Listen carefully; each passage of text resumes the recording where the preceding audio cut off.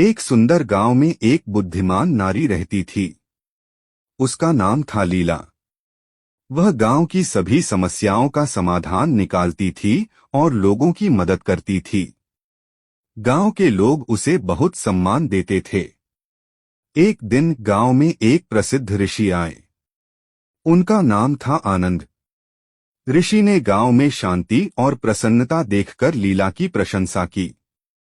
उन्होंने कहा, हे लीला, तुमने इस गांव को बहुत खुशहाल बनाया है। तुम्हारी बुद्धि और करुणा से लोग बहुत लाभान्वित हुए हैं।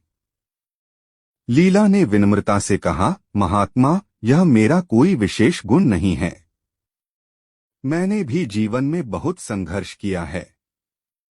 मैंने देखा है कि दुख और सुख जीवन का हिस्सा है। हमें इन दोनों का सामना करने की शक्ति होनी चाहिए। ऋषि ने कहा, तुम्हारी बात सही है लीला।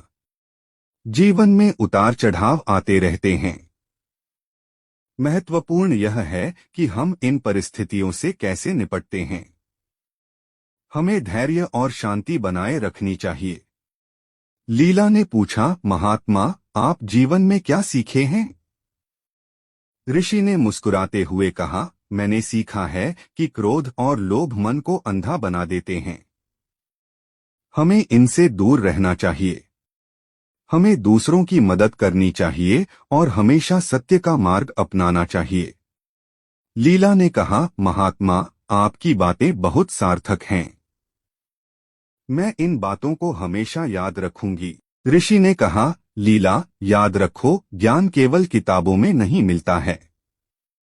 यह जीवन के अनुभवों से भी सीखा जा सकता है। हर व्यक्ति के पास कुछ न कुछ। विक्रम एक प्रतिभाशाली युवक था। पढ़ाई में अव्वल, खेलों में दक्ष और कला में रुचि रखने वाला। लेकिन जीवन ने उसके साथ एक ऐसा खेल खेला कि वह धीरे धीरे खुद को ही भूलने लगा। सब कुछ एक दिन में ही बदल गया। एक सड़क दुर्घटना ने उसके माता पिता को छीन लिया। अकेलापन उसे घेरने लगा। घर जो कभी खुशियों का घर था, अब एक खालीपन सा लगने लगा। दोस्तों के साथ खेलने का मन नहीं करता था। पढ़ाई में मन नहीं लगता था। दुनिया से कटने लगा। दिन भर अपने कमरे में बंद रहता। खिड़की से बाहर झांकता, लेकिन दुनिया धुंधली सी दिखती। लोग आते जाते, हंसते खेलते, लेकिन उसके लिए सब कुछ बेजान सा लगता।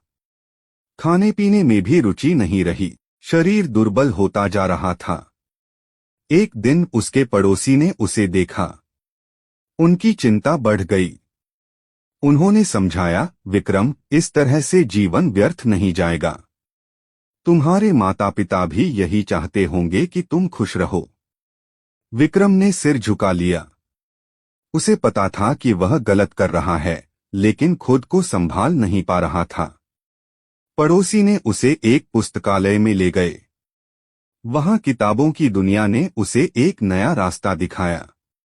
उसने साहित्य पढ़ना शुरू किया। कवियों की रचनाओं ने उसके मन को छुआ। लेखकों के विचारों ने उसे सोचने पर मजबूर किया। धीरे धीरे उसे जीवन का एक नया अर्थ दिखने लगा। उसने महसूस किया कि वह अकेला नहीं है। दुनिया में भी ऐसे लोग हैं जिन्होंने दुख झेले हैं, लेकिन उन्होंने जीवन से हार नहीं मानी। उन्होंने अपने दुखों को अपनी ताकत बनाया। उसने खुद को साहित्य की दुनिया में खो दिया। लिखना शुरू किया। अपने दुखों को शब्दों में ढालने लगा। धीरे धीरे उसके अंदर एक नई ऊर्जा का संचार हुआ। उसने सोचा, मेरे माता पिता चाहते होंगे कि मैं कुछ करूं।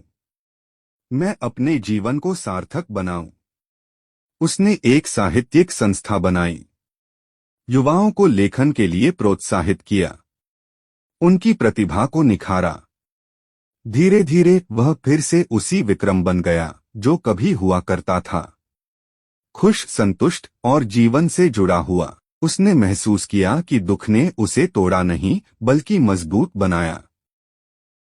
एक युवक सबको धोखा देने लगा, पत्नी समझाती है। एक कहानी जो हर किसी